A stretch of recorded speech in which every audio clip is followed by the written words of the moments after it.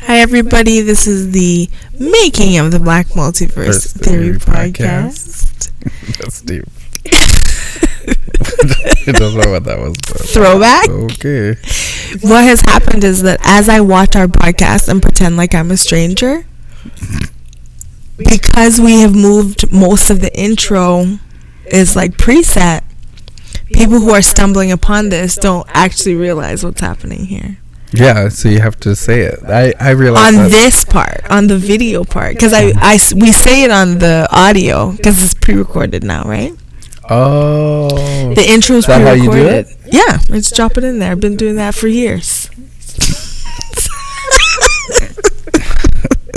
You put me on. Yeah. You're the one who put me on. You were like, why don't you just pre-record it? But what I realized is, hello everybody who's joining us, that strangers don't realize what's happening. That this is the making. This is the making of the Black Multiverse Theory podcast. We do have a good time on here, and you can catch us here every Sunday at 7-ish. Mm-hmm. It's 8 now. Yes, that's true. And yeah, we're here every week, and you know, we kind of discuss what's going on in the media. We discuss what's going on in our timeline scroll, kind of what we're watching, what we're listening to. Any recommendations that we might have for folks out there, and that's it. Just give people a voice and hang out, pretty much. So if you're on live, you can definitely comment, and we will respond as best we can. Are you in yet? I'm trying to trying to stall here. Why are you stalling? Are you in yet? But no, it's not coming up. Oh, that's odd. Right? I'm on live videos, blah blah blah. Oh, so it happens all the time. It takes a minute to come up. So I have to reset it, go back in, go to live, go to Black Multiverse Theory. Yeah, so if you're seeing us now and you want to, anybody joining? Yep. You can go ahead and share. Any other people? There it is. Boom. Some of the people wait for your stuff, your thing. Yeah. They're like, where's Nigel's Where's my staff? Your what's it called? Oh no. What happened? I wanted to use that. Oh, the stand. But that's okay. I don't need it. Now we know for next week. You can prop it up with that vitamin bottle or whatever. It's not recording anything, but I like when both of us can see what's happening. Yeah, sometimes I don't see the comments exactly. Bishop Samuels is in the house. Bishop Samuels. How are you, sir? Yeah. Big wave. All right. Big wave. All right. Big wave. Right. Big wave. Okay. Mm-hmm. So Henry's on. Hi. Daniela's on. Hi. All right. So welcome everybody. We have a lot to deal with from this week. What's up? You good? Yeah, Caitlin said that there is the tiniest echo. The tiniest of the echoes on my mic or on her mic or both? Caitlin. Oh, I like this one. Is this the bathroom one? This is where we go to singing. It'd be funny if they can't hear any of that we just did there. Caitlin, is this any better? Can't tell.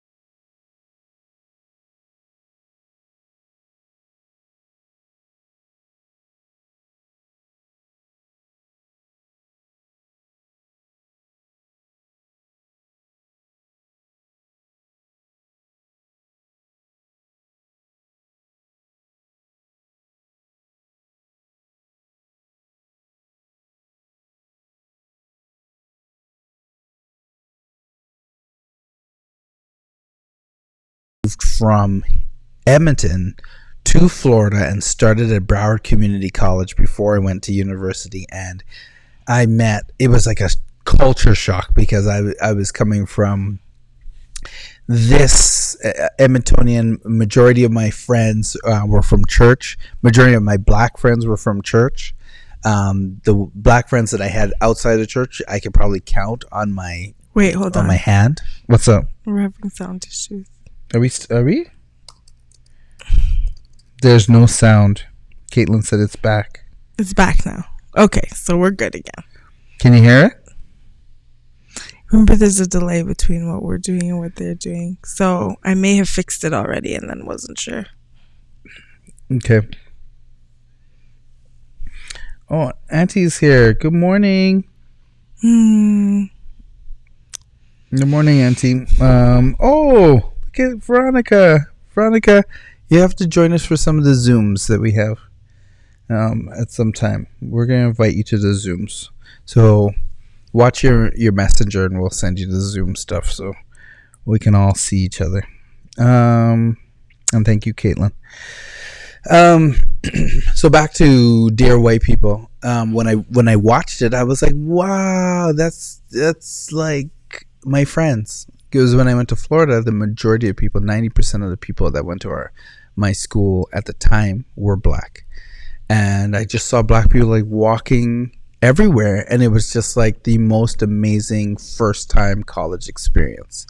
And then going further and further and further to university and whatever, it was equally as awestruck. And so when I would come back on vacation, I was just like, wow. I'd come back home from vacation from school, and I'd be driving down and be like, culture shock. Wow, I didn't realize how many white people live here, because you're here and you're growing up here. You don't realize that. And you realize, okay, there are people here. But then you realize that in other places, the majority of people, it was a culture shock from it, were black. And then my neighborhood was black. And then my neighborhood was not just black, but mainly Caribbean. Most of the people there were from some island in the Caribbean. And then now it's different. It smells different, sounds different. 100%. 100%. But let me ask you a very real question.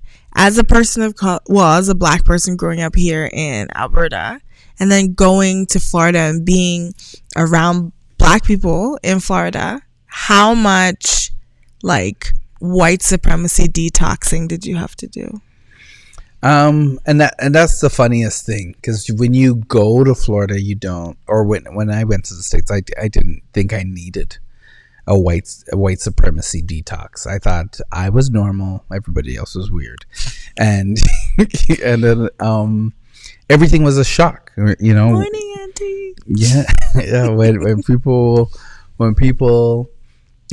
would come at me and say stuff, I'd be like, wow, a shock. That's a shock. And then when people would speak certain way, and American, African American vernacular English, and they would come in and they would say stuff, I would judge them as being uneducated, dumb. Yep. Yeah. Not just uneducated, just dumb. Yeah. And then I was like, oh, look at these Americans are this and these Americans are that, blah, blah, blah. Americans is a trick word Canadians use. And then what would happen is, you go to school and, I was getting top marks because what I was studying at a college level was equal to what I had just studied in high school. Yeah. So I'm like, nah. But then I was never, then it would hit me that I was never like the top of the class. I'd be like maybe third, fourth down. Here? There. Oh.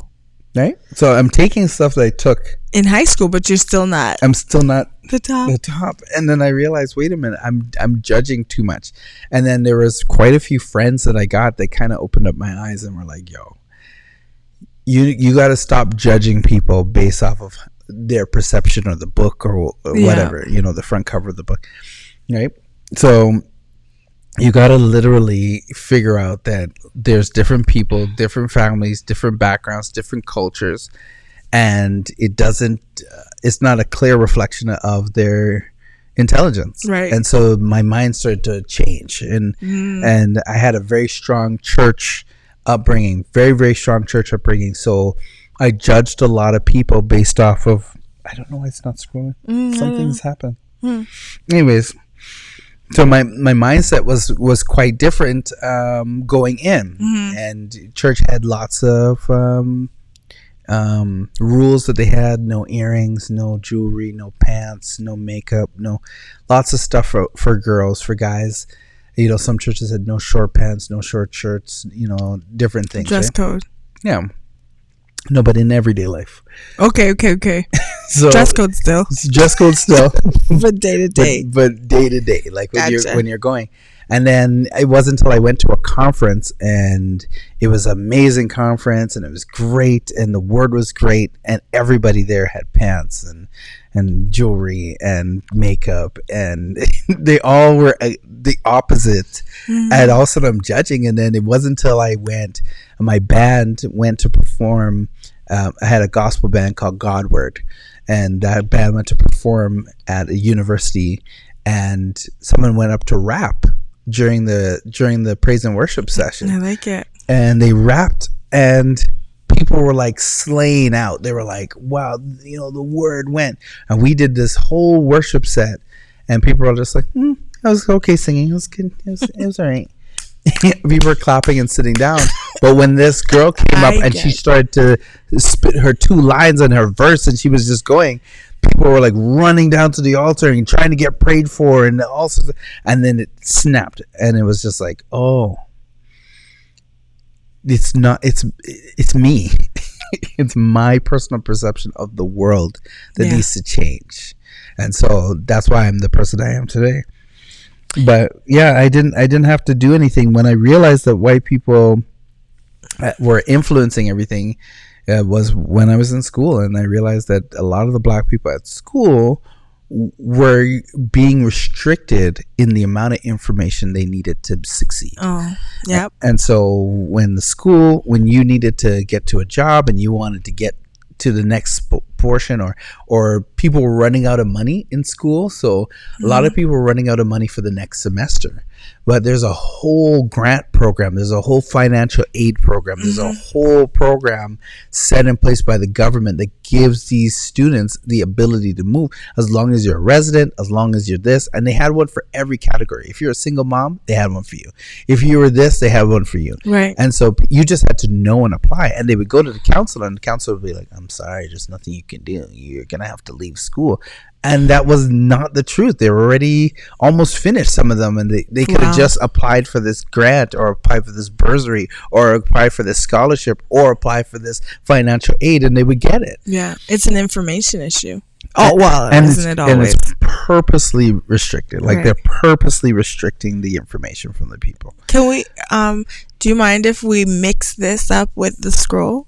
Because I want to talk about how the mayor, I believe it was, of LA, in LA, the authorities broadcasted in English that the curfew was at 5 o'clock, and in Spanish that the curfew was at 6 o'clock.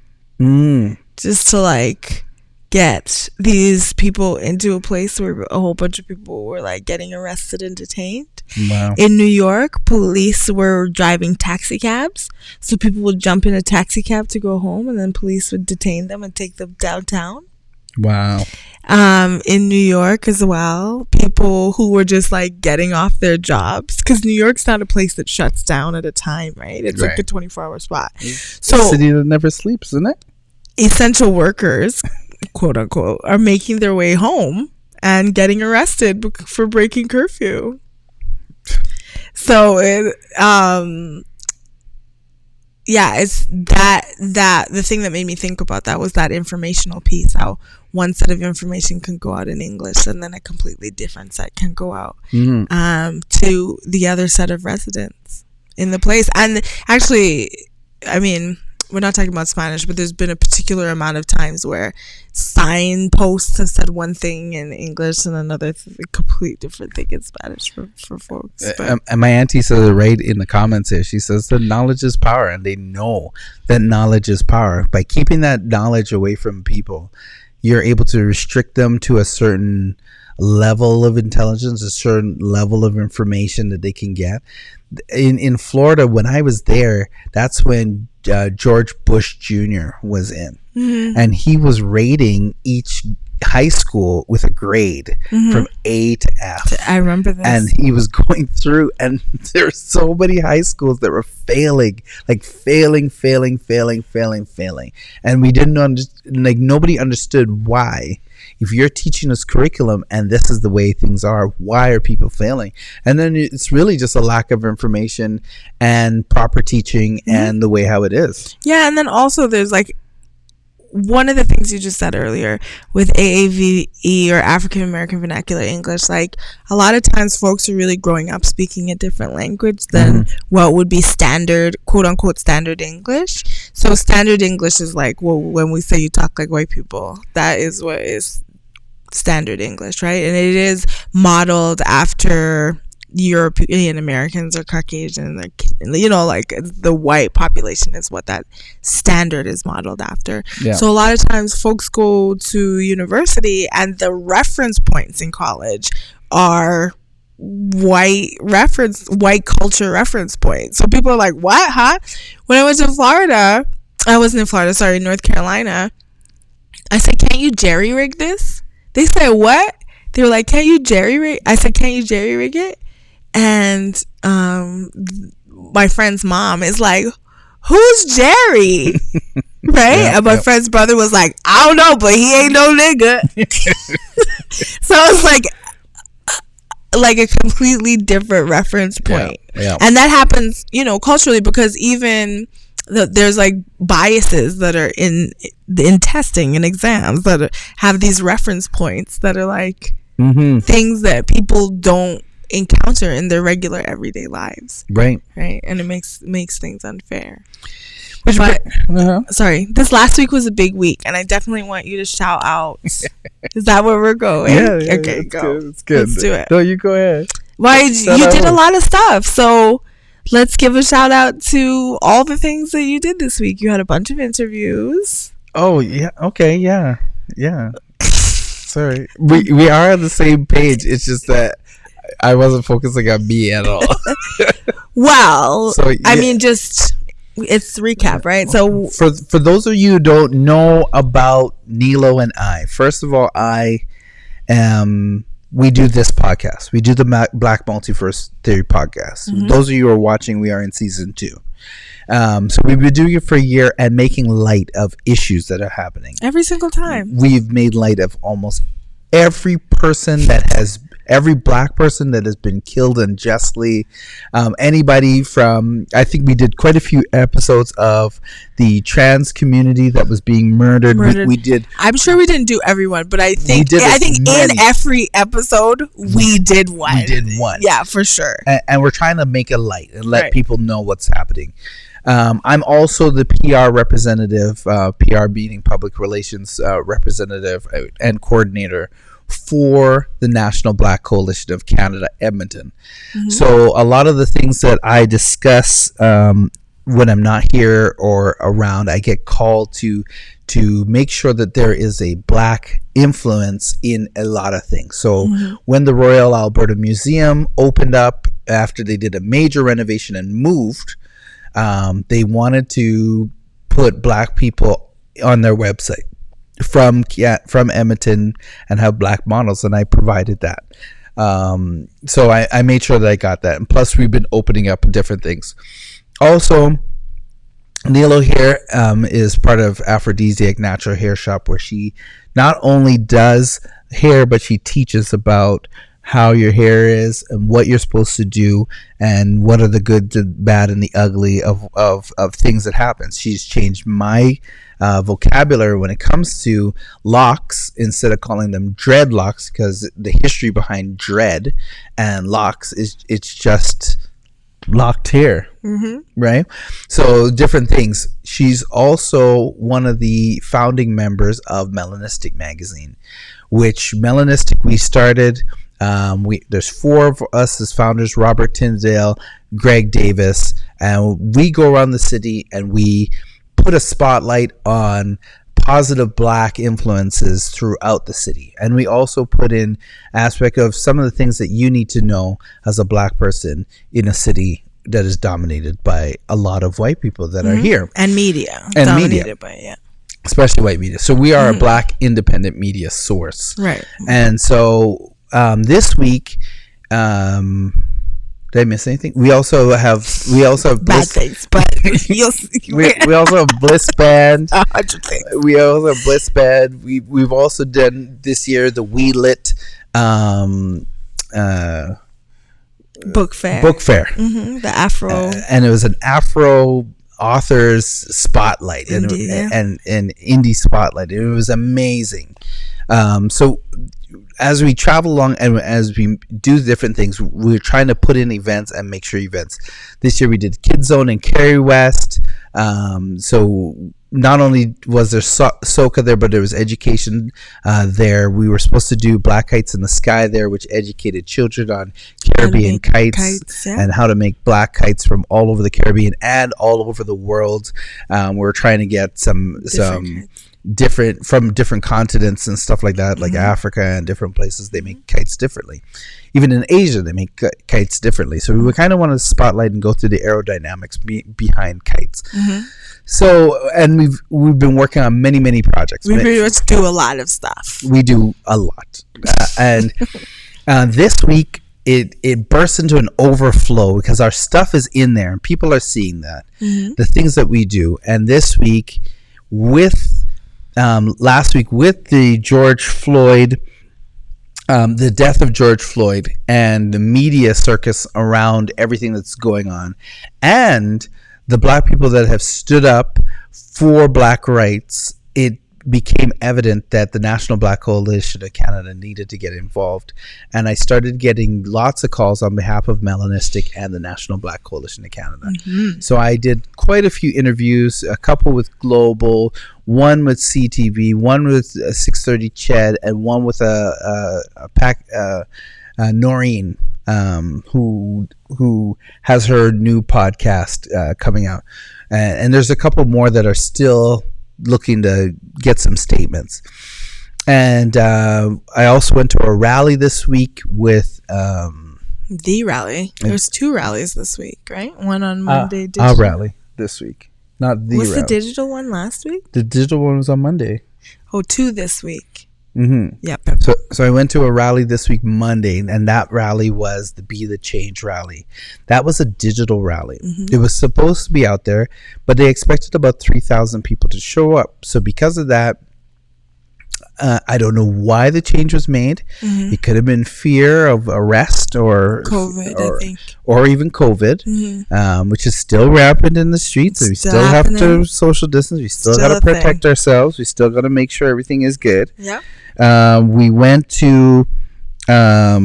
There were a lot of people out still at City Hall. So shout out to all y'all who were like, we're going to go anyway. Yeah, a lot of people went to City Hall. There was a megaphone there. They did a small protest, which was good. A small rally, which was good. It wasn't too bad. It had about 100 people there, it looked like. Yeah, it was great. They did a lot of like conversational building, and they did that, and they opened up people's mindset there. The digital one had a lot of people, our brothers and sisters from the Indigenous community and First Nations, and we spoke about that. They went up on stage. There was a folding of the Confederate flag and putting that flag to rest. There was a couple speakers, single mom. Yeah, Sterling Scott was out there. Sterling Scott, Tanya. Shout out to Sterling. Tanya, who is an avid listener and watcher. She came out and did a wonderful, excellent speech. Really great. Like, so moving. Very, very moving. And once again, Sterling, oh man, his speech was great. I liked it. It was powerful. And that was great. That happened on Monday. I'm going to challenge Sterling on his podcast. One little part of what he said. But I'm challenge him. I'm going to wait till I'm on his podcast. You're going to wait till, okay, you're going to wait till next week and then challenge him? Okay, face to face. Right. Yeah. Bing, bing, bing. It's black on black crime. I don't know about that. That's scary. Nope. What time is that? What? It's on. We're This like week coming? I think we're shooting at some point in the early afternoon. It's like 2:00. The other thing's in the evening, right? Yep. Okay. Just making sure everything's good. Yeah, we're Cool. good. We cool. Cool. All right. We got it. All right. Just making sure everything's good. Good night to my children who are going to bed right now. Nyla, Niana, Nashawn, and Naraya. Good night. Little ones. Good night, my little family. All right. So, did you see the post I put up? Which one? The post I put up just today. It was like they're over there protesting in Britain, like Black Lives Matter.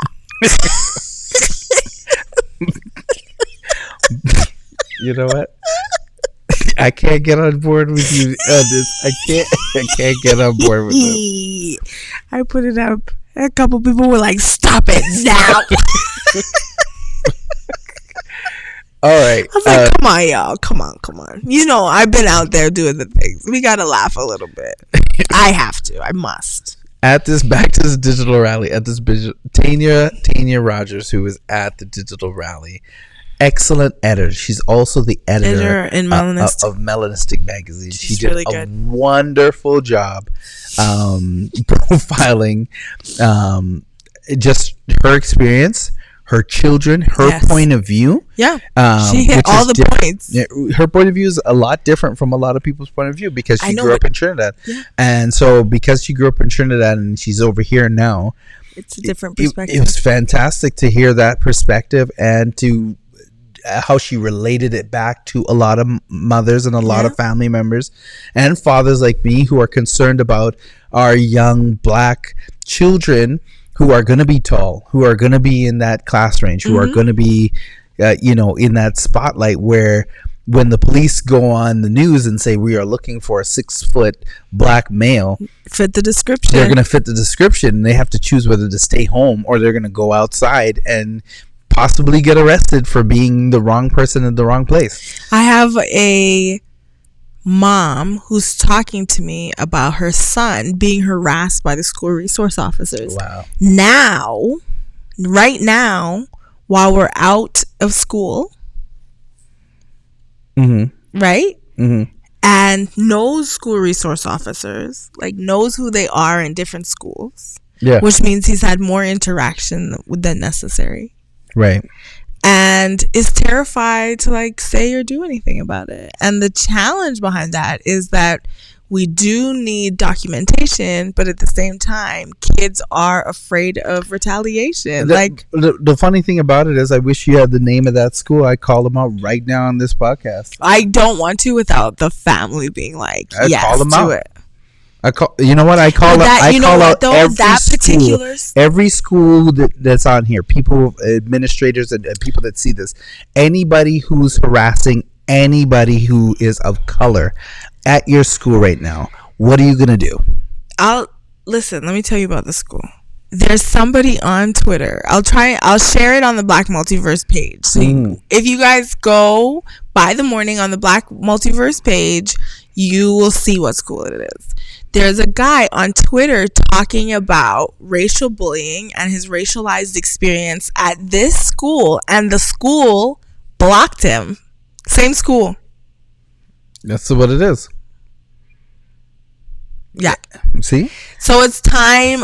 One of the things we were talking about a bit earlier was that is the increased energy is really fantastic, especially around anti-Blackness and around racism, and especially in Canada. I'll be honest with you, at the Black Lives Matter rally, I was like, wow, like I was surprised that all of these people really came out. And that's where I was alluding to, right? Is that because at the digital rally there were 2,250 people, right? And that was impressive for me. Like the way how Jesse Lipscomb, he was the person who organized it, and he was talking to people. He's like, yeah, the same 8 people keep showing up, and you know what? Listen, I don't want the same 8 people to show up all the time. You know, we need to really show up and show out.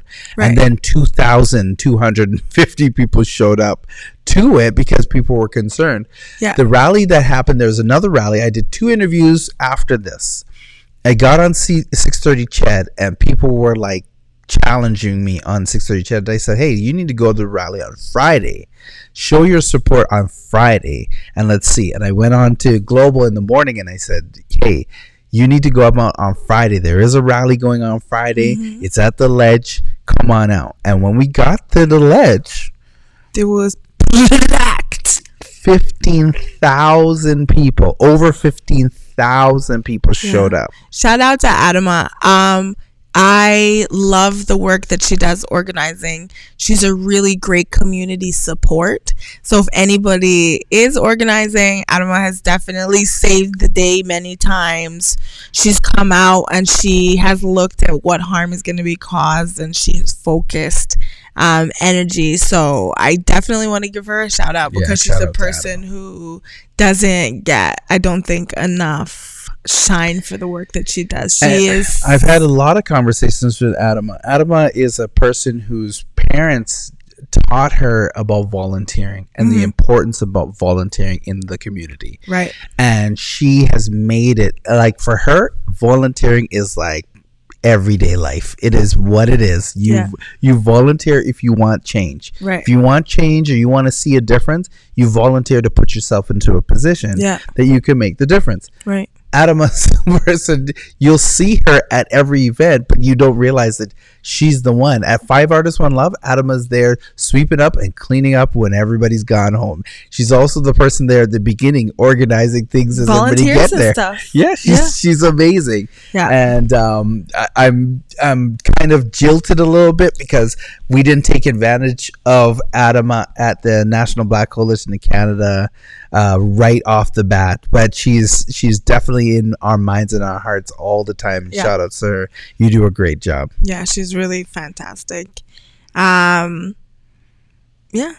guess I want to, we'll keep talking. At some point, which I should already shout out Bashir, he's a lawyer here in Edmonton, Bashir Mohammed, who is doing a lot of the lawyery, boring work of sitting in front of city council members and presenting data and presenting race-based data and research-based data, so that he can say, like, hey, should we be expanding a school resource officer program if we don't have data as to if it works, if we don't have data as to how it works, and we do have international data about how it creates this prison, this school to prison pipeline.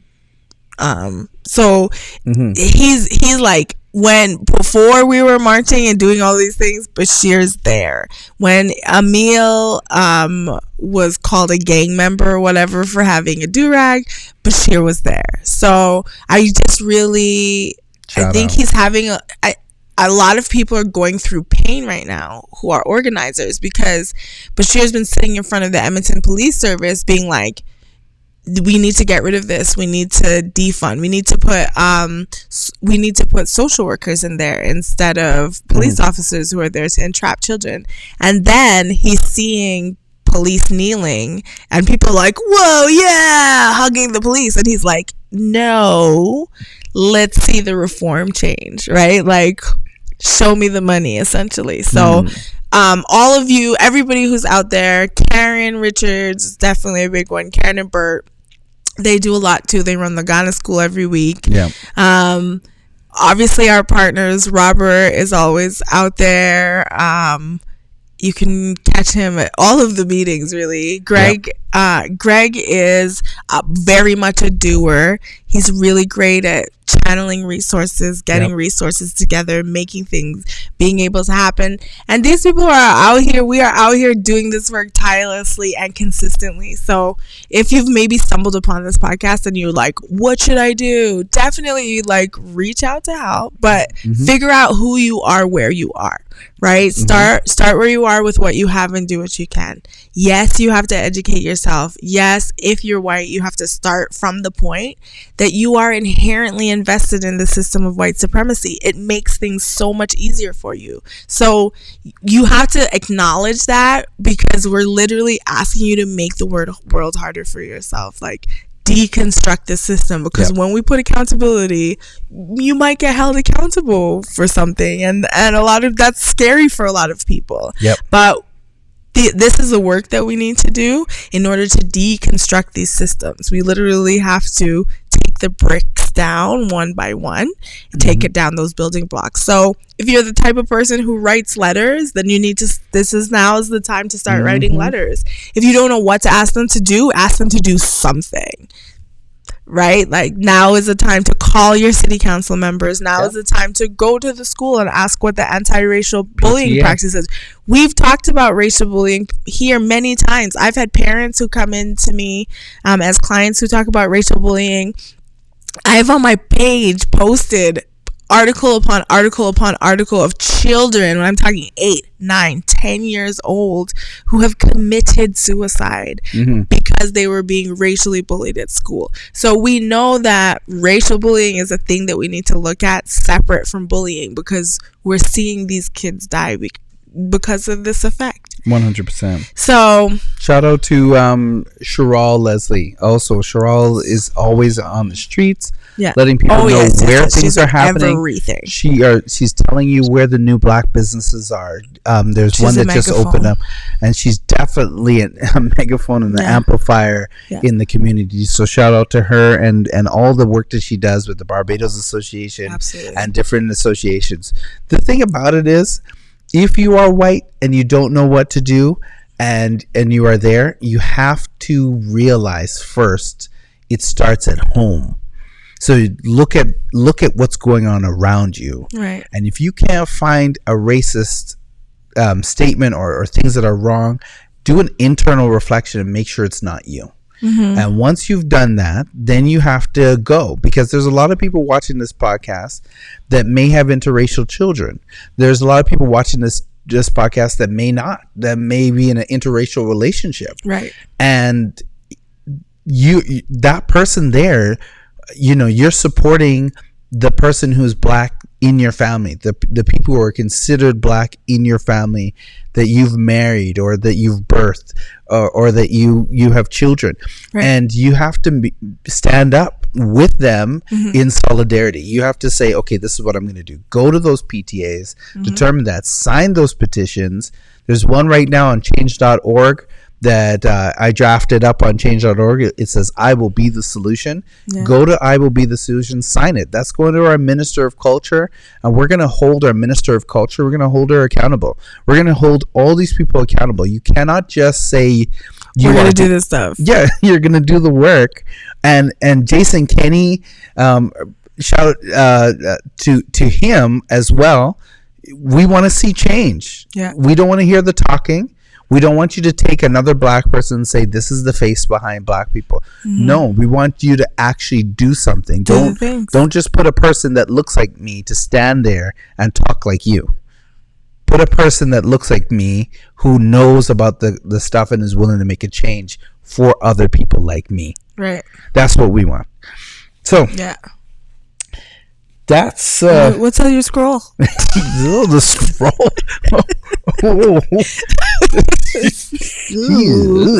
That got intense for a second. That got intense. Yeah. I think that's all we have for the scroll. Moving on. What's on the scroll? No. You know what? For the scroll is everything that happened in Edmonton. Calgary showed up on Monday and was like, they looked at our rally, the digital one. And there was a lot of comments from my Calgary brethren and Calgary friends about how Edmonton doesn't know how to put on a rally. And then it was definitely a good old-fashioned rally off. And then Edmonton came out with 50,000 people. And said, how many were at Calgary's, though? I don't know. I think there was about 1,000. Oh, really? That's it? Maybe less. Oh, no. They came out. Calgary's doing a lot, though. Calgary's also pooling resources like mad. That's what's happening in Calgary. Calgary's at that point now where they're at a position where they're going to grab all the officials now. They're going to get on the boards, and that's where we're at as well. We're going to be putting on, we're going to get black people on all the boards, whether it's the PTA, whether it's the school board, whatever it is. Because what we've realized, and I've had many of these discussions with Neela over the week, is that the system itself is cracked, and all aspects of the systems has flaws and are cracked. There is problems in all aspects, whether you're in the financial district or in the school board, whether you're in the health services, or whether you are a laborer or in the trades. No matter where you are on the job, in the police force, wherever you are, there's cracks in the system. And here in Edmonton, especially here in Canada, we are subtle with our racism. When you are sneaking around the corner to talk, I've had two bosses not see me in a dark room where the lights were shut off and asking, where's the nigga at? Where is he at? And they were white, and they were talking amongst themselves. And when I came out, they were like, I'm right here. Ooh, you talking about me? And they were like, we're so sorry. And it's like, no, don't be sorry. Why are you doing it? Why are you doing this thing? Right. Why is this part of your vernacular? Why is this part of your English? Why is this part of who you are? Yeah. So this is where we get it gets a little bit edgy, and we get a little bit angry, and this is why people are asking questions. When I was on 630 Chad, I did not realize that, because I've been having such great interviews on the news and just informative, and how can white people who are not black, how can they contribute? And I would say, okay, this is how you contribute. Talk to your MLA, go to city council. I'm telling you what to do, where to go. But I got on 630 Chad, they were doing live tweets. I wasn't told it was going to be a live tweet session. So people came in and they started to ask me questions that were a little bit tough to answer. I'm not going to lie. But they didn't know who they got. And I said to them, these are tough questions, but you know what? I'm willing to answer them. One of the questions they asked me was, our Prime Minister, Justin Trudeau, he was caught with blackface, and everybody sees him as this person. How do I, as a black person, do I trust him to run our country? And I was like, listen, I believe in the government. I believe that the government can do the things that they need to do. But what I don't believe in is, right now, with the flaws that are in the system, there's problems within the government. So the government needs to have a change and an uproot and a lift. Mm-hmm. But we weren't talking about the government. We were talking about Justin Trudeau. And I said, Justin Trudeau, like every other person in the world, is a person that needs to earn the trust of the people. You need to do the things to earn it. Don't just tell me that you're doing it. You got to do it. So I'm going to give him the benefit of the doubt and watch him until he earns the trust. Mm-hmm. When he got caught with blackface, caught is the key word. He didn't come out and say, hey, everybody, I'm running. I did this blackface thing once. I did this blackface thing. I will never do it again. I was young and stupid. He got caught and was like, sorry, guys. I did this a long time ago. Yeah. And he mentioned that in the House of Commons. He actually brought it up after the interview. He did a House of Commons. He said, I did this blackface thing. I was young. I was stupid. I am here to represent the people, and I want all Canadians to feel safe in Canada. Yeah. And he kind of went there. Well, I'll be honest with you, because Justin Trudeau, the first time that I was like, okay, Justin Trudeau actually came out and specifically said, we have to believe our black Canadian citizens. Like, we have to believe the black people who live in Canada in terms of what they are going on here. And there is a racialized difference. He came out and said that when I first got here, I think. And I think that was when he first got in there. And that's key. But his cabinet, while it is diverse, there are not many, if any. I don't know about this cabinet, but his first cabinet didn't have any black men, for sure. I don't know if there was a black woman in it. At the time, he had one black person. She was our Minister of Defense. Oh, that's who it was. Okay. Yeah, and then she moved out, and somebody else came in. But at the time, 630 Chad was one. They asked me some questions live about why would I sponsor a riot, And I was like, I'm not sponsoring a riot. I'm not trying to get you to go riot. I'm trying to get you to go rally. Words. Words mean things, people. Rally. I need you to rally. It's a peaceful protest. And we're protesting the fact that there are injustices right here in our city that feels like we're better than everybody else. That it doesn't happen here, but it does. A lot of people will tell you that Edmonton is a great city and is diverse, but if you went up to Morinville, they wouldn't be, which is like an hour away. St. Albert, bro. You don't have to go all the way to Morinville. Albert. Beaumont. You know, Beaumont. Yes, Beaumont. Like, I'm calling you out, Beaumont. It's where she did a lot of high school. So I did high school in Beaumont. Yeah, I know. That's why I'm telling the people. That's why you call my child did junior high school in Beaumont. 20 years later, and tell me what has changed in Beaumont. Not a thing. Only there's more people now. Yeah, and even Greg said in the comment section here, he's like, it's mostly white people that get all up in arms about blackface, more so than black people here in Edmonton. But I don't know about that. I don't know. I think a lot of black people do get pretty riled up when they see it. In fact, sometimes. Just the other day, somebody I knew was getting upset about a black person who was doing blackface, which was interesting to watch. Like, they just made themselves darker, doing blackface. Like, it's not necessary to do it to depict somebody or to reenact somebody. I think you can cosplay without changing your skin tone. I think you have to definitely be creative about how you do it.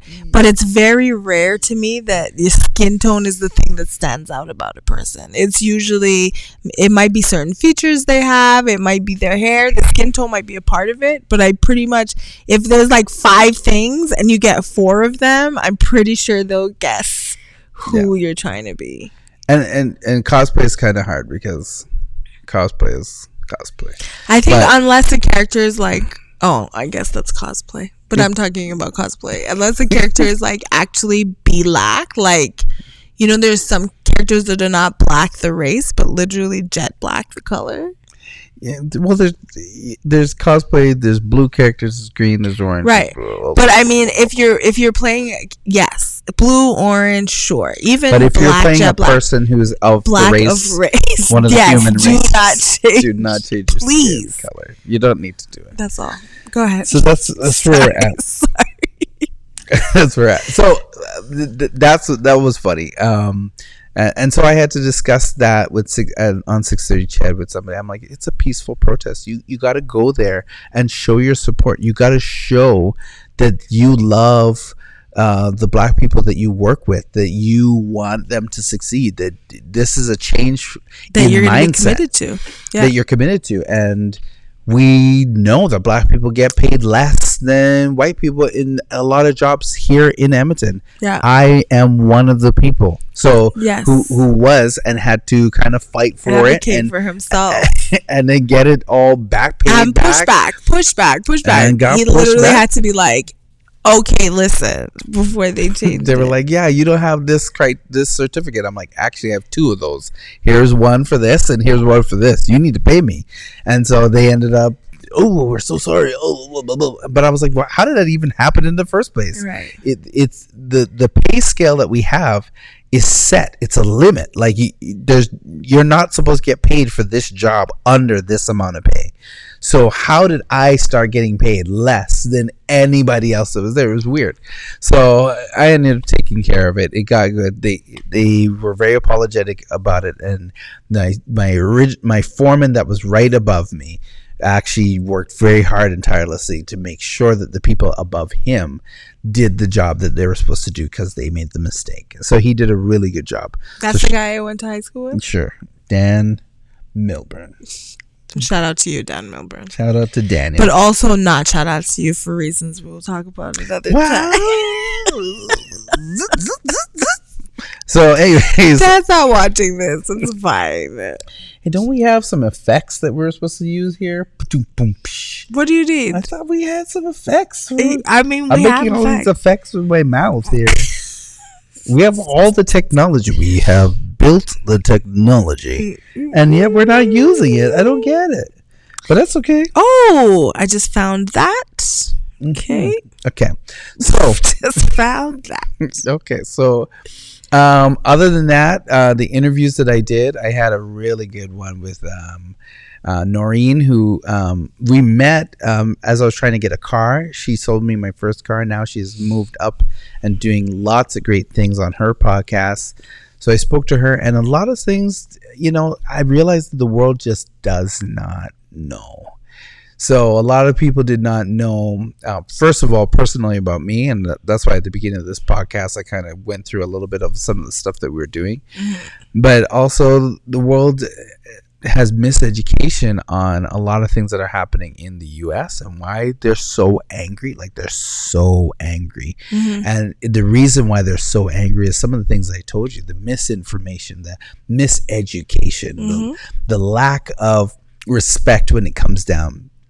They're being pulled over for random nothing, for jogging and getting shot, for walking and getting shot, which when I was in Florida, it was a common thing for these things to happen. So there were certain roads that I made sure I stayed on. So I-95, I stayed on that road because it's a very public, lots of traffic on that road. So you want to stay a place where there's a lot of people around, because if you're in those back roads and you get pulled over. There's mad times that I was in North Carolina and I would be on the phone with people like, hey, just stay on the phone with me because I could literally, anything could happen to me in this road and nobody would know where I was. And those are big things that happen there. And so, there's a lot of people who died. I saw a child get run over by a car, and that was the first time, the whole time I was there, that I saw white people, and they were in a car. They all were in a car, college students, university students from the University of Miami, and they ran over this child, and he flew up in the air and fell down, and they were in the car crying, like screaming, crying because they hit this child. And that's really wow. Sorry you had to witness that. That was the first time. Yeah, well, not only did I witness it, I had to call the ambulance. I had to keep the child safe. I had to keep him breathing. There was a lot of things I had to do. Yeah. His shoe flew up in the air and hit my car, caused me to stop, and then I had to stop, direct traffic, get everybody there, make sure that he wasn't moving. They were going to pick him up. I said, "Don't pick him up." I had to get everybody going. It's a thing where you go into this mode, but seeing that happened, they wanted to drive off. They wanted to leave their information and go. And I was like, no. You need to stay. You stay here because I need you to do your statement. So I do have, like, I guess I was talking to Caitlin about it earlier this week, but this is definitely like this is a trigger warning. I'm like stuttering through saying it because I don't want people to be like in the podcast and then like, whoops. So this is like definitely violence, and it's definitely like domestic abuse. So I have been in a domestic abuse situation where the person that I was with like locked all of the doors in the house that we were in. My child was not there at the time, and by like sheer luck, like he had a weapon, he had physically assaulted me, and by sheer luck, I was like locked in the bathroom essentially. So I'm in the bathroom, and one of my friends is at like I don't know, a conference, and so she's like kind of trying to wrap up the conference so she can come to this house to scoop me. Mind you, at the time, I do not know how I'm going to get out because the house is locked from the inside, right?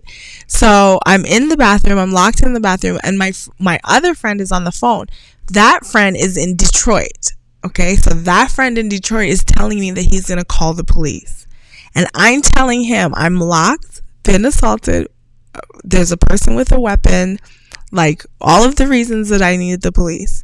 I cannot call the police because right before that, there was a gentleman who was having a diabetic attack, and the family called the police, and the police came in and just shot him and shot everybody. There's been many times where the police show up and they kill the people who called for help, especially in Black neighborhoods, especially in Linwood Avenue in Durham, North Carolina. So I'm there in the bathroom completely terrified for my life, and I cannot reach out to police. Like, I do not have that option. So I don't know how many people have died in that same situation. By the grace, I was able to, like, he unlocked the front door and then forgot something in the back of the house and went to the back and left the front door unlocked. Like, the split second, a friend of mine, that same friend at the conference, was able to, like, pull into the driveway, and I was able to, like, get out of the house by complete, like, bare just happening of things, right? So, but the reason I want to say that is because I just really want people to understand what it's like not being able to have the police at your disposal, like, or have a defense at your disposal. Like, it puts you in a situation where you're so much more, like, you're in a position to be taken advantage of when there's not this group of people. Now, I'm fairly light skinned. I'm not an ugly person. I'm a good looking person. The way I get treated is not the same way everybody gets treated. So even with me and my fear, I can't imagine how, if it was someone with darker skin, if it was even a Black male, even Black darker skinned females, like, just the fact that we have welfare checks, that people call the police and the police come and shoot people in the house. Yeah, it just can't happen. Like, this cannot be right. And we were just saying it in the kitchen today. There's no reason, there's no justification for Black Lives Matter to be an anti-police statement. Yeah. Right? Like, the fact that it is a reason that we should consider why that's synonymous. And it's not synonymous. That negativity is not on the part of Black Lives Matter. I promise you. It is on the part of police. There's no reason why Blue Lives Matter should be a direct opposition to Black Lives Matter. Like, Black people are not killing the police at a rate that police are killing Black people. And it's you know, and I'm happy that you shared that story, because there's probably somebody out there, especially in these COVID times. I can't. That's rough. Is dealing with the same kind of domestic abuse and are afraid to call the police. And you know, a shout out goes to those people. And there is a way out. You just gotta be able to work your way out. The ways you may not be as lucky as you were to have the door open, but we're here for support and for any of the people that are there.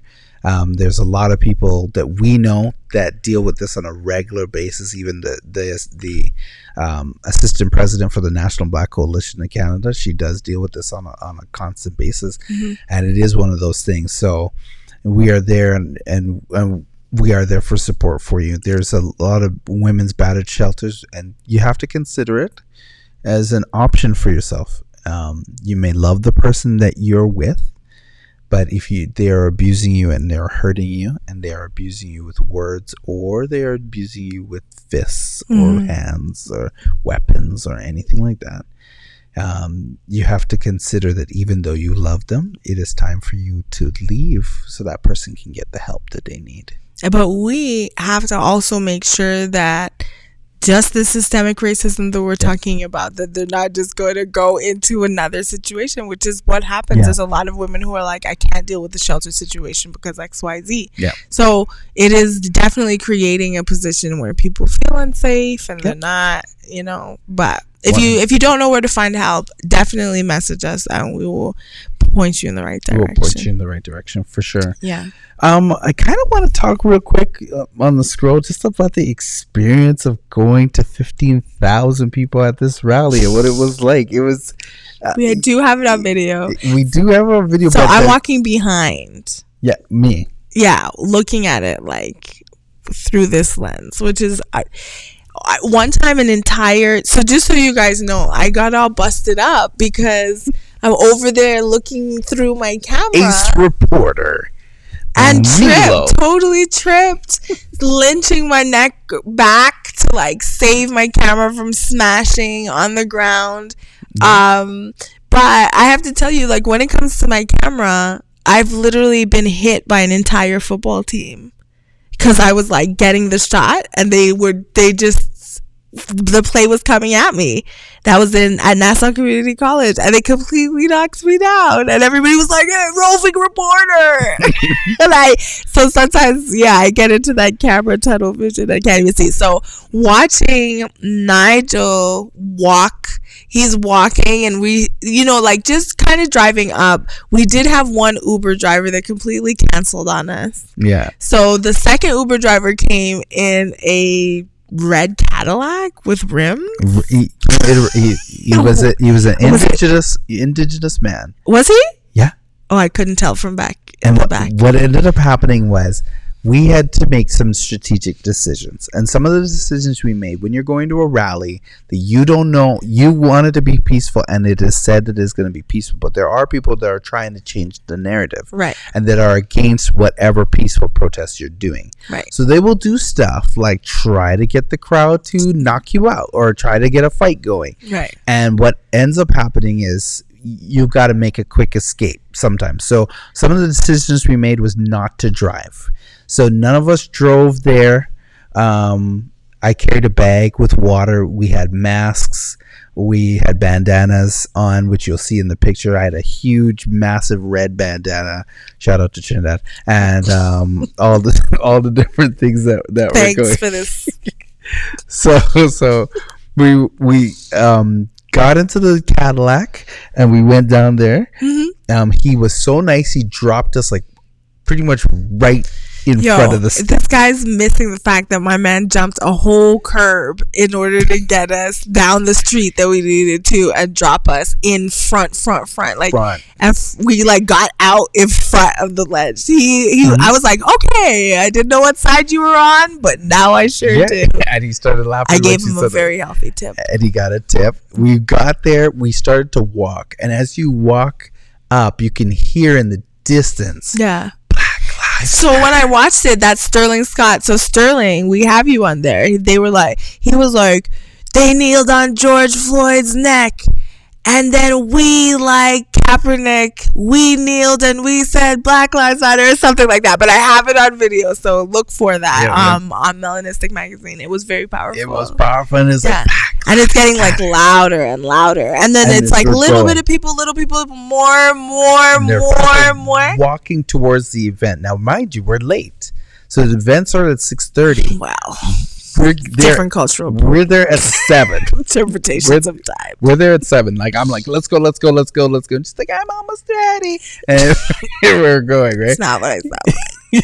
It is what I sound like. I feel Siri would answer to that voice. Go ahead. And then, so we get there, and there are people coming, but it's not like a whole host of people, but there are quite a few people walking towards this voice. So it's like 1, 2, 5, 10, 20, 50. We're getting closer and closer to the legislative grounds, and at the legislative grounds there's this nice big historical building that, for those of you who are not from Edmonton, it's where we have all our legislative assemblies, and also the 420 rally. It is also the front steps where Jason Kenney, our current premier, stood and said there's no racism. He stands there and he says he denounces racism in Edmonton. Oh, I thought he said there was none. No. Well, I watched the interview and he said he denounces racism. Okay. In Alberta.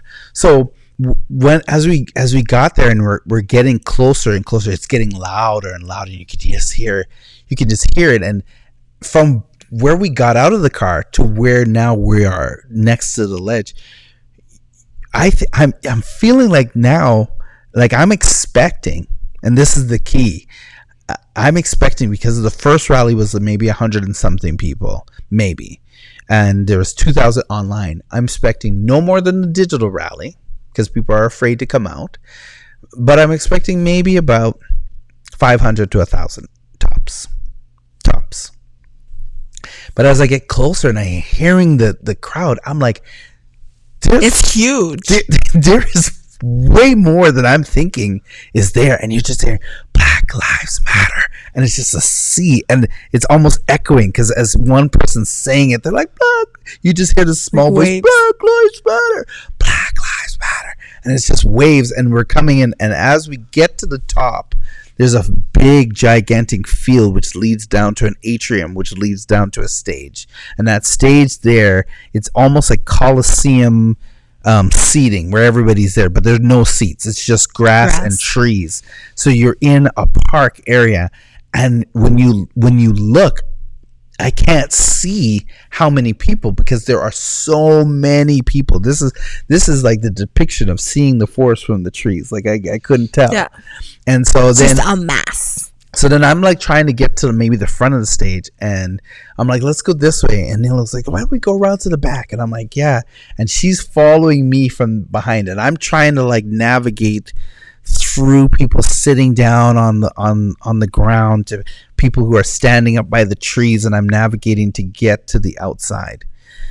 And we get to a spot beside the stage. We're on one section of the stage. We're maybe about 30-40 feet away, and they're like, everybody kneel, and everybody kneels down. You just like ka-chung, as everybody's like kneeling, and we're kneeling down, in respect. And next thing you know, this and there's a picture on Melanistic of me kneeling. I'm the one in the gray, the same gray jacket, and red. And a red bandana around my face, and I have a mask underneath that bandana. And there's a person in there that won't kneel, and they're like, kneel. But somebody in the crowd's like, kneel, and then another guy's like, get up on your feet. No peace, no justice, no peace. And there was like confusion. And somebody on the stage was like, no, stay kneeled. We're going to kneel in silence. If you see somebody, we see your hate. We see you there. We see. And somebody was like 3 people behind that person. And they say online, like I'm reading his because he took pictures of the guy. And there's another guy. So the guy who was saying that was a black guy who was he was just trying to take over the crowd, but that's not what they were trying to do. They were trying to have the people on stage on the mic controlling what's going on. Mm-hmm. They don't want any disruption there.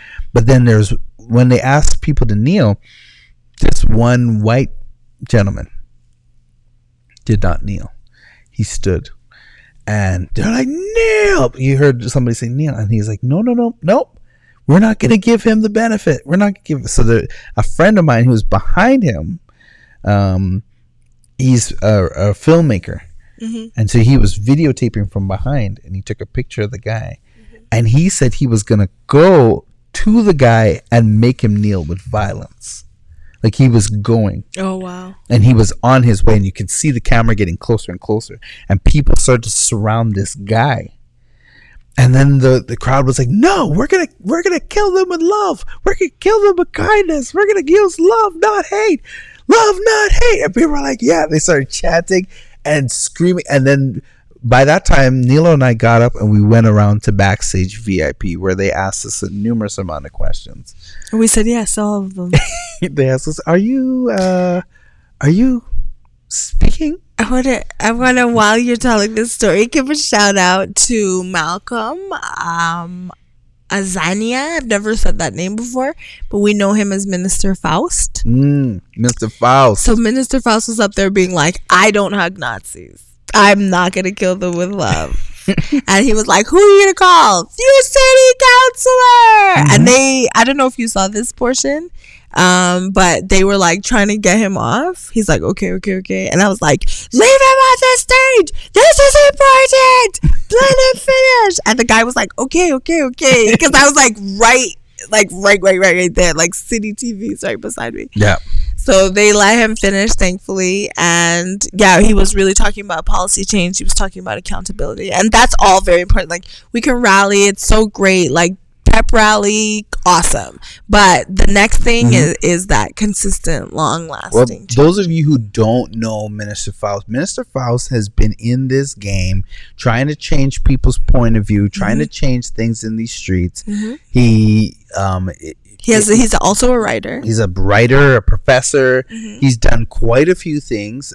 Was on his Black Student Council back when he was in university at the U of A. He was also on a Black group called Ebony, which is Edmonton Black Only something youth. Okay, cool. Here in Edmonton. Yeah. And Darren Jordan was on that. So these people, when they see stuff like what the groups that we have going on, it's on their backs. Also, shout out to Darren Jordan if we didn't already, but it's on your Darren hard Jordan work. It's on your back. Those people had to run. So we could walk. So we could run. Yeah. And that's what hopefully our kids will fly.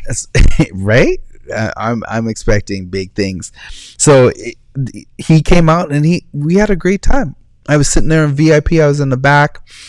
I was watching because I had done the interviews and boistered a lot of stuff and tried to push people to go. It was amazing. And to look out from where the stage was and to see 15,000 people in the trees, up and about, just heads moving. That's what we do. They're like, "Are you my hairdresser?" In the crowd while I was taking photos. They're like, "Are you on Global? Ooh, hey, no, yeah." People are like shouting out, "Come and give me daps."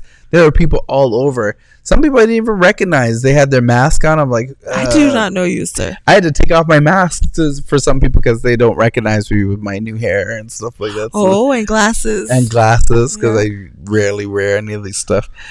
So it was great. And I really, really, really, really enjoyed every second of the rally. And I implore anybody who is out there that went to the rally. It does not stop there. We do have to talk to city council. We have to get on the board. You have to talk to the school system. You have to talk to the healthcare officials, the people who are running healthcare. You have to write into your MLA and talk to all our people. David Shepard, give him a shout out. If you are a business or you are part of a business, if you're McDonald's and you can hear this, if you're a large company, it is important that you also protect the people that work for you, because we are entrusting our children to you, who is using that person to be the face of your business to the public. I do know a youth here in Edmonton. There was a lady who said that he threatened her and started crying in the store, and my man didn't get his bonus. He didn't get his raise he was supposed to get. Yep. And the two white managers were, and this is a retail store, and the two white managers were like, they essentially said to him, oh, because they checked the cameras, and the guy, he wasn't talking to her, like he was literally talking to his coworker while he was running the stuff back. Like, it was clear on the camera that the boy didn't do anything. And the two white coworkers, after punishing him, or bosses or whatever, were like, oh yeah, we know that it wasn't like this, but we have to do this. But you actually don't. Like, you literally don't have to do any of that. So if you're a manager and my kid or anybody that looks like my kid works for you, like, it is your job to protect them against the public, literally. That's what it is. Yeah, that's what it is. Shout out to Sports Check. So also shots fired.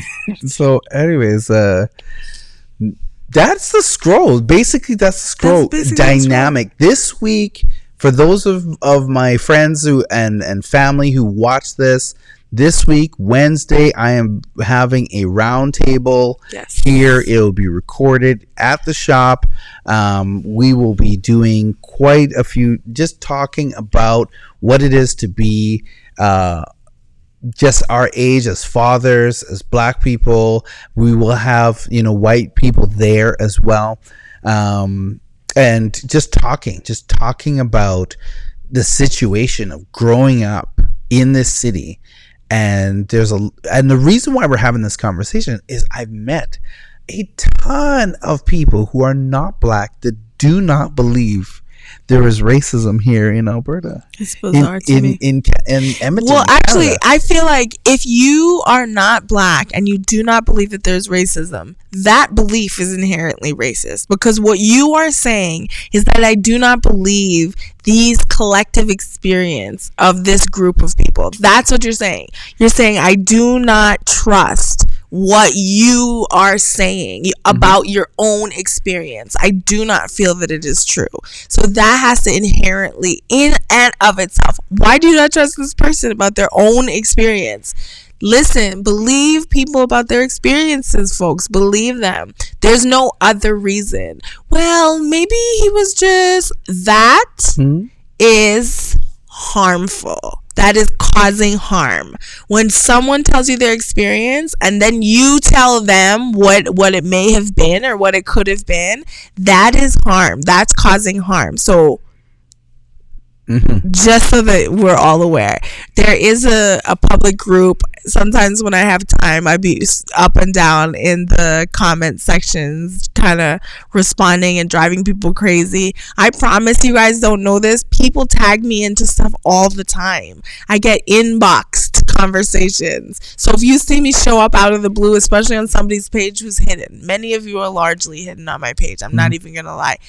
Because I'm trying to bring in content, not recycle the same stuff. So if you see me in there, it means one of your friends tagged me in, bruh. Okay. And sorry, I will be out there. Yeah, I see that. Okay. So those are the things, and last but not least, this is the last, I think, for the scroll. For all the people who are constantly correcting Black Lives Matter with All Lives Matter. Yeah, also racist. This place here, which is the Black Multiverse Theory podcast, is solely, we are looking at Black Lives Matter. You are right.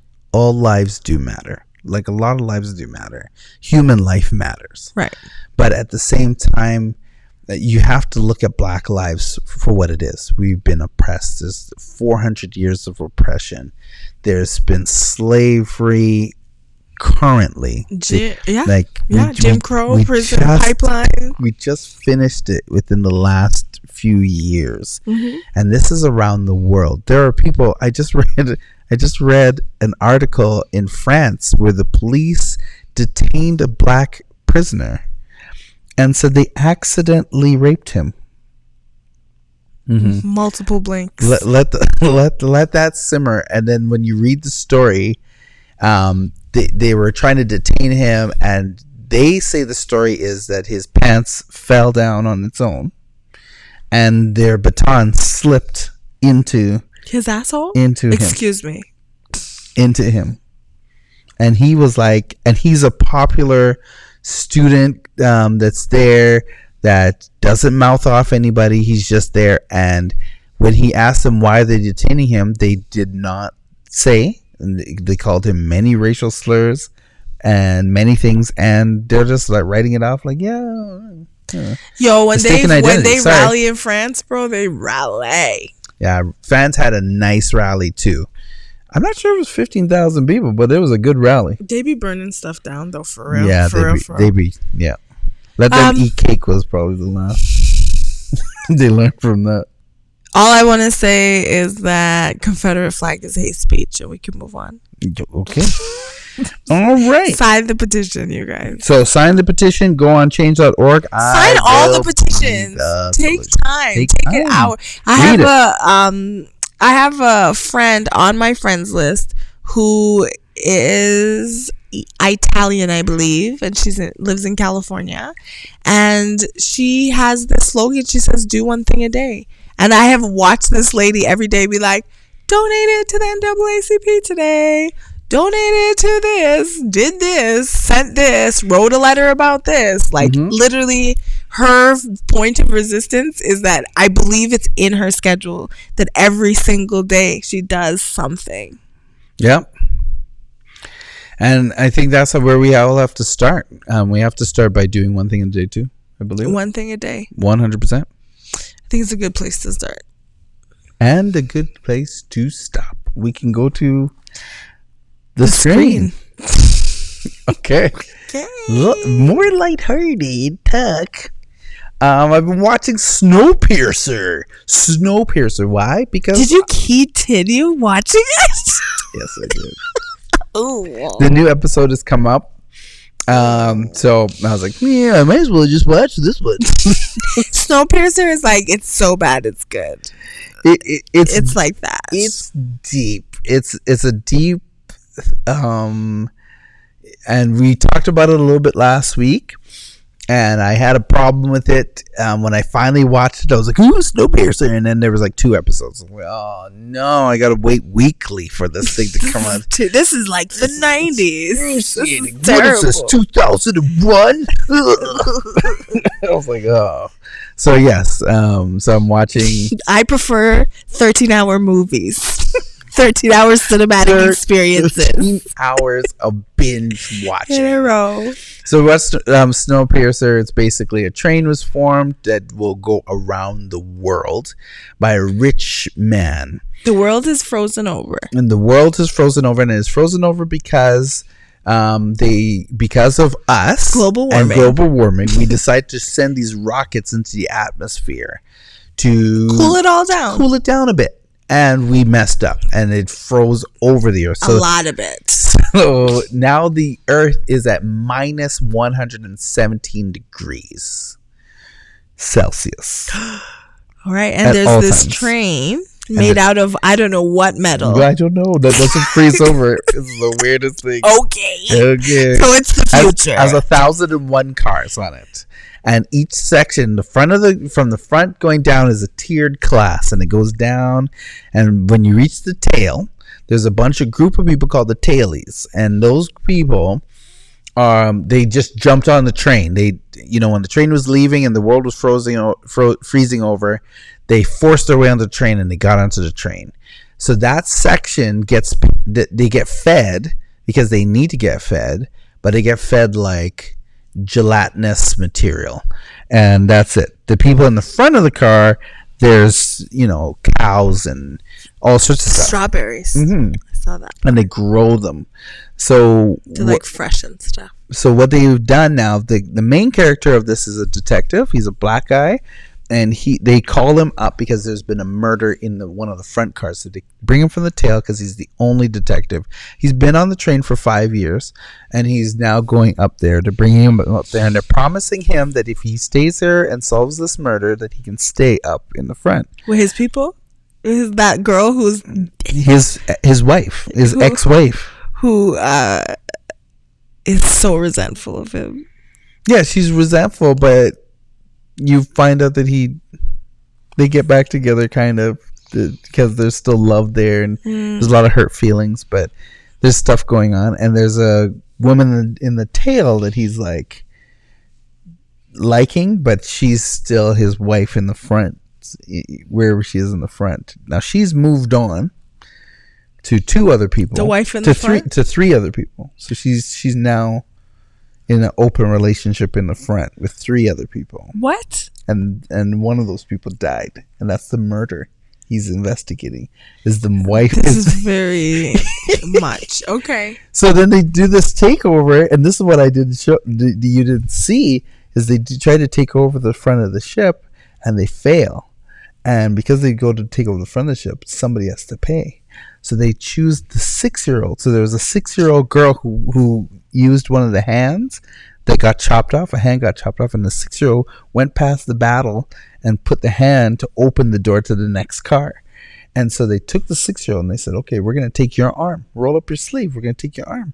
And her mom's like, no, not her. You blame me because I allowed her to be part of the revolution. And the 6-year-old cried, and what they did was they opened up a hole and stuck the mom's hand out of the car in the minus 17. Oh, and it just froze and off. it froze all the way there, and then they pulled it out and they smashed it with a hammer. Ew. Yeah. Ew, yucky. So that is Snowpiercer. So I watched Snowpiercer. That is great. As far as I don't know how great it is, to be honest. The 2 episodes. Great is an interesting word. It's a very interesting word. Yeah, I said great because I'm anxious to see it get better, and I think it will. But at this point, I'm like still in the back. So that's that. Okay. What else? I have been watching. I just started Blood and Water. Blood and Water. So I don't know if you guys know this, but I have a little book called Harriet's Humongous Hair. Harriet is distributed, in addition to Aphrodisiac, by Asili Kids. Mm-hmm. Asili Kids is a Kenyan Canadian publishing company, and one of the people in that publishing company actually is the number 2 for Netflix. Well, number 1 for Netflix Africa, specifically. I think we've spoken about her before, Dorothy. So Dorothy is kind of like leading up these new shows that are coming in. Dorothy's like number 2 is like head of production. So one of the first shows that they brought in was Queen Sonos, which I have yet to watch. So if you have watched it, let us know how it is. I'm definitely going to check that one out.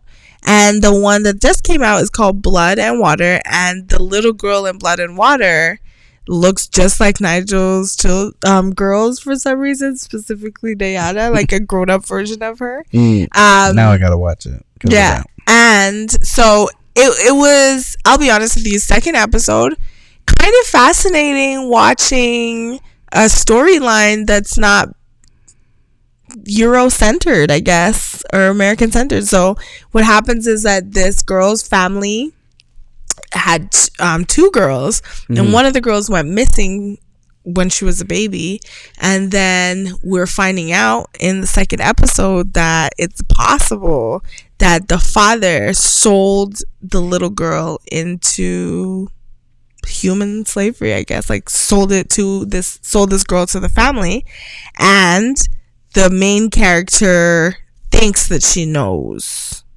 who the girl is now. So this is only episode 2, so I'm not giving away anything. Like, it's unlike Snowpiercer, there's more than 2 episodes. She's just reached episode 2. Yes, this is all up. Yeah, you could binge watch. This you can binge watch. You can binge watch. But Snowpiercer, I think there's 3 episodes now because of that last one. You have to wait a whole week. We'll be hearing about Snowpiercer every week for the next 10 weeks is what Nigel's trying to tell us. It's basically, yeah. I hope there's only 7 episodes or something. And I really get excited when I see new, fresh Black actors, both male and female, that are on He's been working his way up, actually, this guy. Yeah. He's done some things. If I show you him, I'm trying to think. Snowpiercer. I'm trying to think of what else we've seen him in, but I'm sure you've seen him in something. But I'm talking about, in particular, the 100. The 100 has gone through many, many seasons. And this is supposed to be one of their final seasons here. And if not the final one. And they've introduced this Black character. And he's actually pretty good so far. So we're now I have to get on the 100 from Time. Oh yeah, so Naya told me about that show years ago. There's some people out there. One of them who's head of one crew. She's like the general in one crew. She's so bad from beginning to end. She's bad right now. She's just like, yeah. She's like, listen, if you don't do what you're supposed to do, I'm gonna kill you myself. And just walks off. Like, she's like so matter of fact. She's just like, whoa. I'm just going to kill you. And that's it. And when she says it, she means it. That's one crew. It's bad. So, and then her daughter's like, always, her daughter, I'm like, why do you do the things you do? Why don't you ever listen to your mom? No, she's not little. She's like maybe 21 on the show. That lady who I'm talking about, she's probably about maybe 40 something. Oh, okay. But she's just like matter of fact. I thought there was only kids. Anyway, I have to watch it. You thought there was only kids? On the ground, yeah. No.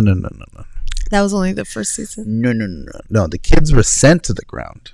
Oh, there was already people on the ground already, yes. Mm-hmm. That's right. And now those people are gone from the ground because the earth is scorched. But you have to watch it. I'm going to watch it.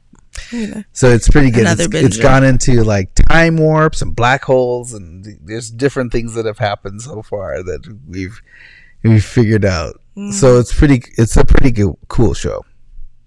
Okay, what are you listening to? What's in your ears? You know what? I turned on to after talking to LaShawn from our band and stuff like that, and a couple other people. I'm realizing that I really like Afrobeat.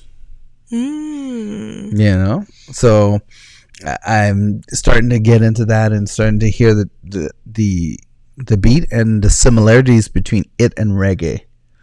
And soca.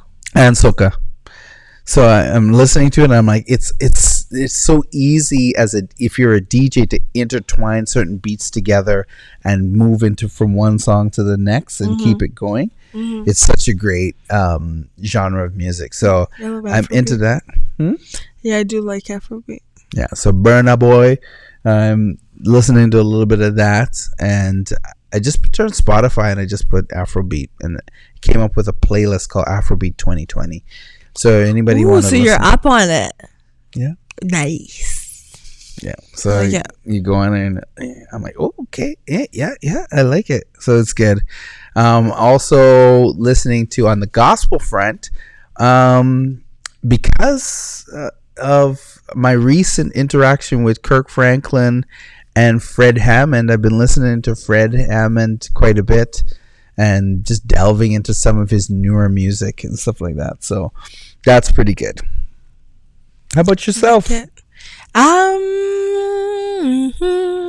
I've been actually just listening to whatever Spotify says I should hear, and it's interesting to hear what Spotify thinks I like.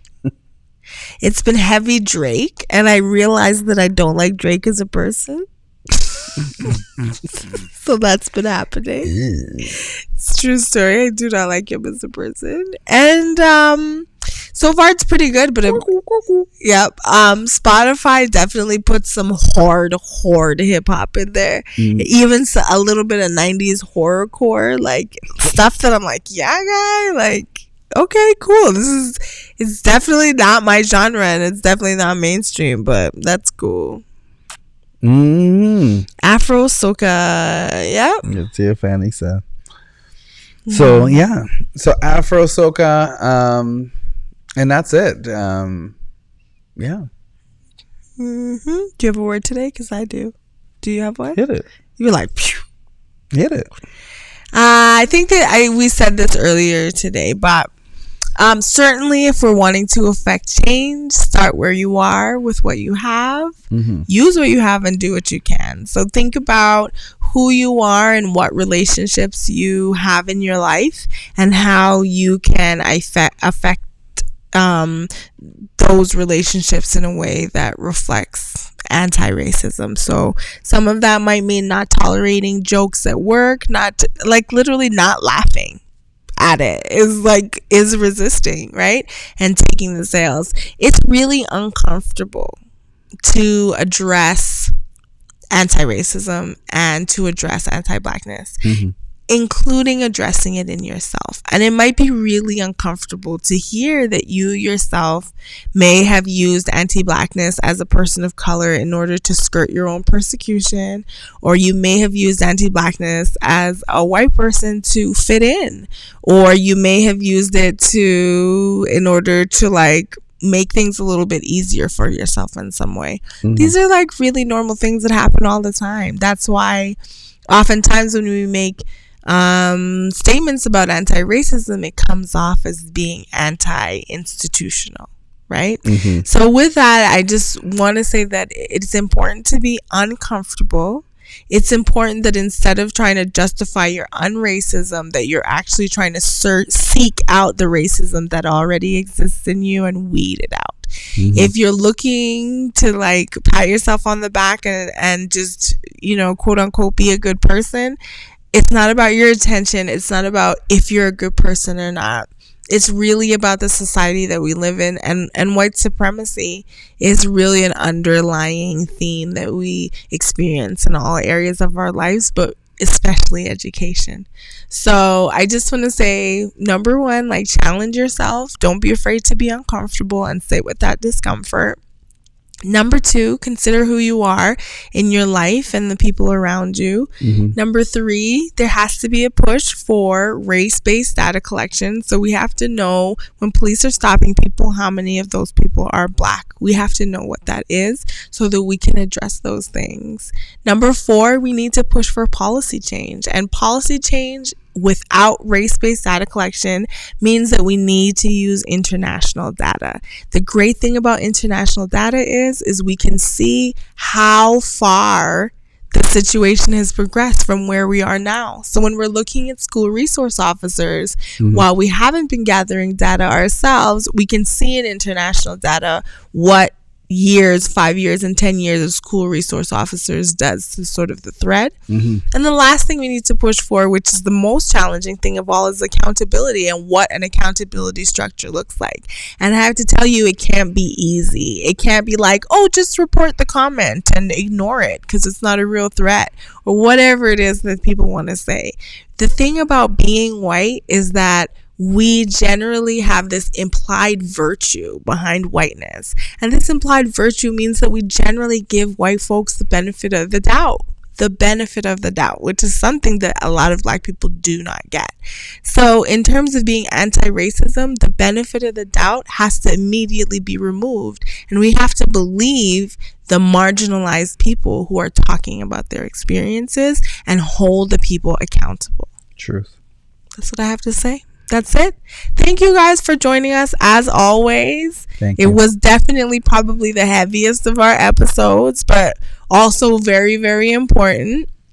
I think for me personally, it's been a challenge because there's been a lot that I've wanted to say that I haven't really known how to be able to do that. And this was a good opportunity. This is very cathartic for me, this episode. So I hope you learned a lot. I hope you take away stuff and you're here to BS with us next week. 100%. Thank you. Thanks a lot, everybody, and we'll see you next week on the Black Multiverse Theory podcast. Good night. Good night.